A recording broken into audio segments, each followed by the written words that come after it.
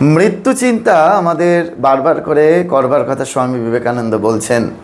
সাহসের দুঃখ দৈন চায়, মৃত্যুরে যে বাঁধে বাহু পাশে, কাল নৃত্য করে উপভোগ, মৃত্যুরূপা তারই কাছে আসে। আমাদের ওইটাই হচ্ছে ইটারনাল, চির শাশ্বত। সেই জন্য আমাদের বারবার করে মনে রাখতে হবে যেন আমরা ওই মৃত্যু চিন্তা বারবার করে করতে সক্ষম হই। কিন্তু হ্যাঁ, আমরা ওই মুখে বারবার করে বলি যে আর সংসারে ভালো লাগছে না, জ্বালা যন্ত্রণা, মরে গেলেই ভালো হয়।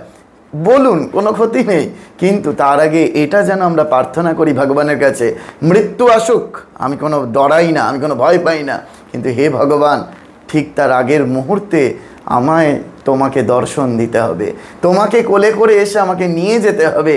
ততক্ষণ অবধি আমার যমরাজ যেন স্পর্শ না করে, তুমি তার আগে এসে আমাকে নিয়ে স্বধামে চলে যেতে পারো।